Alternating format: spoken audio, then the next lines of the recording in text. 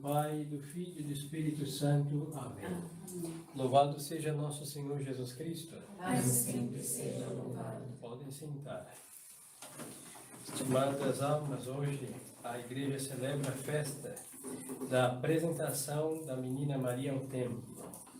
A lei de Moisés mandava, isso é coisa que já acabou, graças a nosso Senhor Jesus Cristo, que toda criança, 40 dias depois de nascidas, fora apresentada ao templo.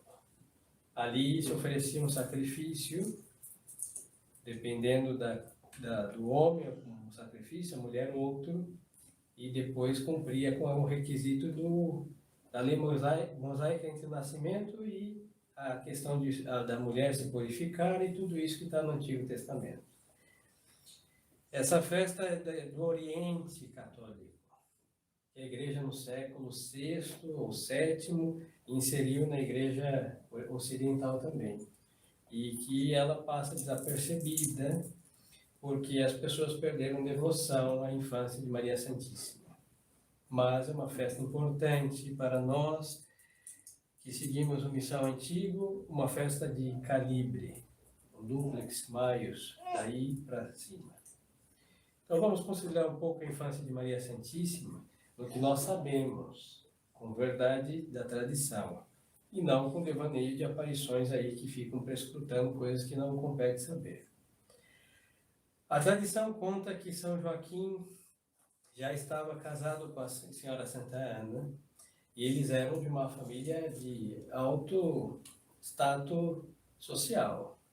Viviam perto do templo de Jerusalém, e tinham também umas terras no campo, e eram de nome, porque eram da família real, parentes do rei Davi.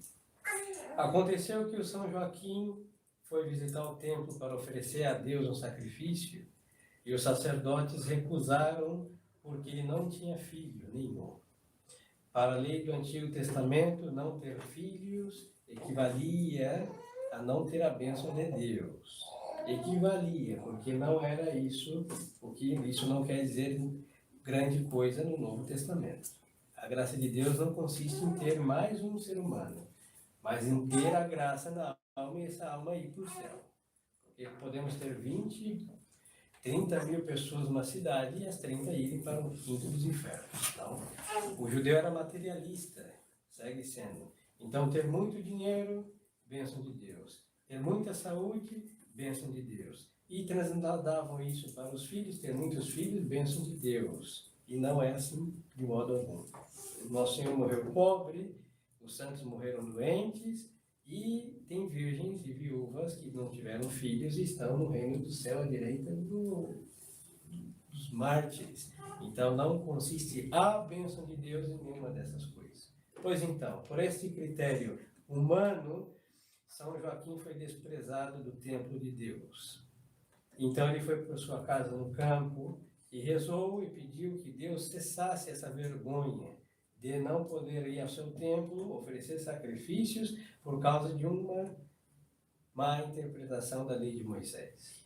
Aí apareceu São Gabriel, ele disse que ele ia ter uma filha, e esta filha ia ser a mãe do esperado das nações, o Messias.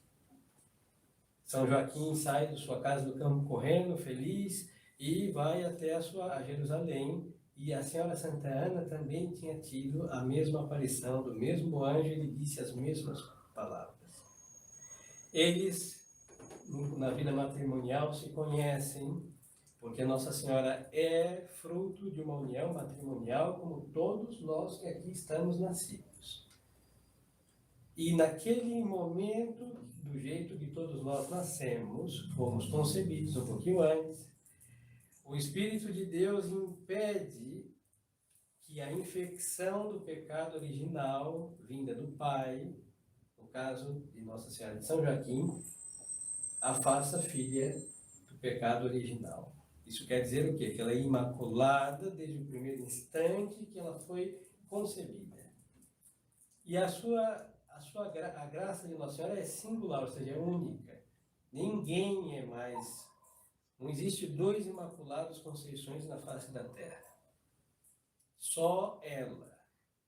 São José teve o pecado original, São João Batista também, todos os outros têm.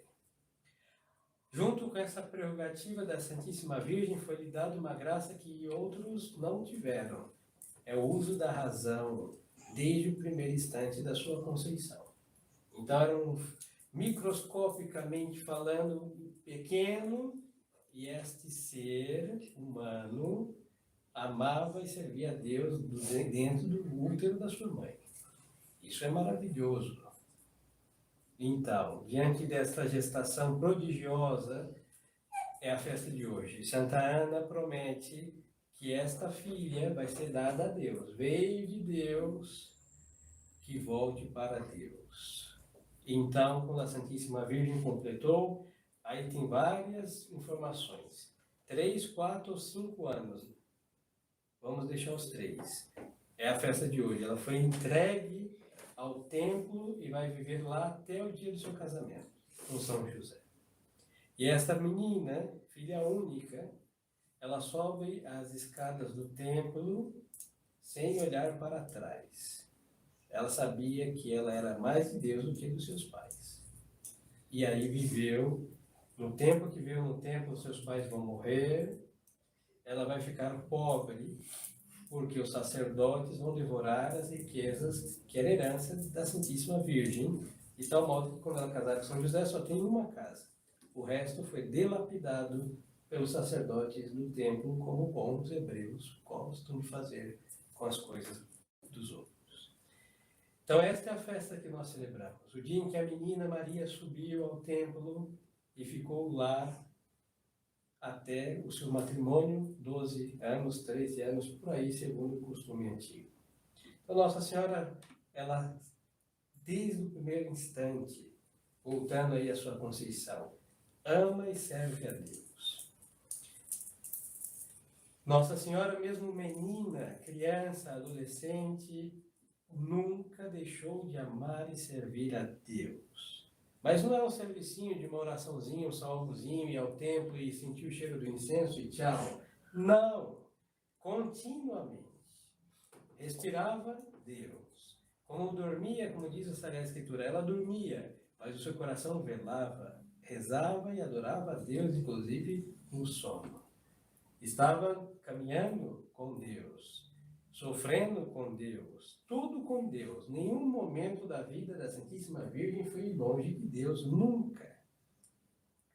E aí nós vemos o fruto da cruz, porque os seus pais passaram vergonha diante dos homens, desprezo diante dos homens, e Deus recompensa a humildade com uma graça imensa. Deram a eles a graça de serem os avós do Filho de Deus. E fazem com que a sua filha seja maior do que o rei Davi, Salomão e todos os profetas, que Moisés e todos os patriarcas. Por isso ela é chamada rainha dos patriarcas, rainha dos profetas, rainha dos apóstolos. Porque a única pessoa que Deus pode chamar de mãe é a filha de São Joaquim e de Santa Ana. Porque essa alma sempre foi pequena, humilde, mas a sua humildade Deus a espicha a tal ponto de ficar somente abaixo dele. Então esta é a festa que nós celebramos e que hoje todos passam desapercebidos como simples 21 de novembro de um ano a mais. É a festa que Nossa Senhora vai para o templo de Deus, mas é a festa que ela nada mais faz aos olhos dos homens o que ela faz desde o primeiro instante da sua existência, viver na casa de Deus. Ela era a casa de Deus. Por isso é chamada Arca da Aliança. Então, meninos que vão fazer a primeira comunhão, de certo modo, também nós nos tornamos templo de Deus quando comungamos o Santíssimo Sacramento. Mas acontece uma coisa, nós comungamos e depois de 15 minutos, mais ou menos, as espécies eucarísticas já não estão mais em nós. Se dissolvem. Isso daí é coisa do organismo e da matéria do Santíssimo Sacramento. Mas a graça eucarística fica na nossa alma. E aqui é o grande problema dos adultos.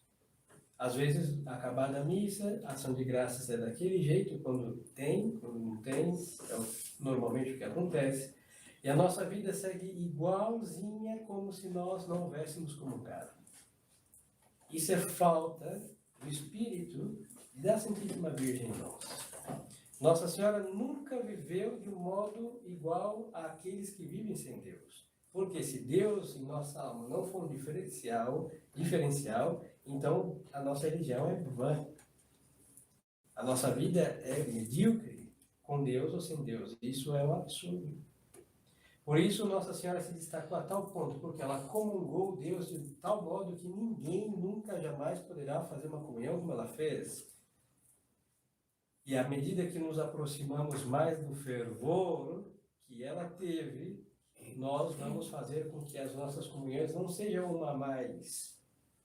E que a nossa vida não seja igual a daqueles que não comungam. Então temos que fazer de nossa alma, a partir de hoje, isso já foi feito há muito tempo com o batismo, mas as estações da vida acabam poluindo esse tempo. E o Santíssimo Sacramento vem a ser entronizado novamente no centro da nossa alma para que a nossa vida não seja igual a daqueles que não comungam. Não pode, senão falta fé. Por isso nós vemos os católicos, todos vão à missa, todos comungam. E todos saem iguais ou piores do que eram. Todos se confessam porque é fácil ajoelhar, dizer os pecados, absolvição, penitência, tchau. Na segunda, se tivesse um padre, faria o mesmo. Na terça, a mesma coisa. Na quarta, a mesma coisa. Na quinta, a mesma coisa. E levariam a vida entre confissões e comunhões e nenhuma mudança no interior. Porque falta o quê? A presença de Deus ser abraçada de fato por nossas almas. Aí a nossa alma se converte e se assemelha àquele que nós amamos. Por isso nós chamamos, sem nenhum temor, a Santíssima Virgem de quê? De Divina Maria. Porque ela amou a Deus e, sem deixar de ser um ser humano, ficou divinizada pela presença do Altíssimo. Da mesma forma, se colocamos fogo em qualquer coisa, ele vai ficar ígneo. Ele vai ter algo do fogo, da mesma forma aqueles que amam e se aproximam de Deus de modo específico pela Eucaristia, também ficam divinizados. Mas aqui vai depender do fervor da alma, tratando bem a Deus e sendo fiel à graça eucarística que recebemos. Então, para suas almas que receberão por primeira vez nesta festa, peçam à Menina Santíssima Maria que prepare seus corações e lhes conceda, em realidade nos conceda, a graça de sermos aí fiéis, como ela foi, a lâmpada do santuário de Deus, que nunca se apagou.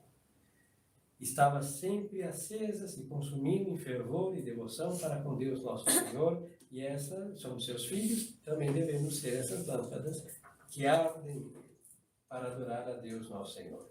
Honrando a Menina Maria na festa da apresentação ao templo, peçamos a ela que também nos dê fervor a nós que comungamos tantas e tantas vezes, daquele jeito que não é o que Deus espera, mas sim do jeito que Ele quer que seja, e precisamos das mãos de Maria Santíssima para consertar nossas comunhões e fazer comunhões fervorosas, não medíocres, não porque todos comungam, eu também vou comungar, não por uma rotina tediosa, mas por amor a Deus, que se acrescenta em cada comunhão mais lenha na fogueira do amor a Deus. Louvado seja nosso Senhor Jesus Cristo. Em nome do Pai, do Filho e do Espírito Santo. Amém.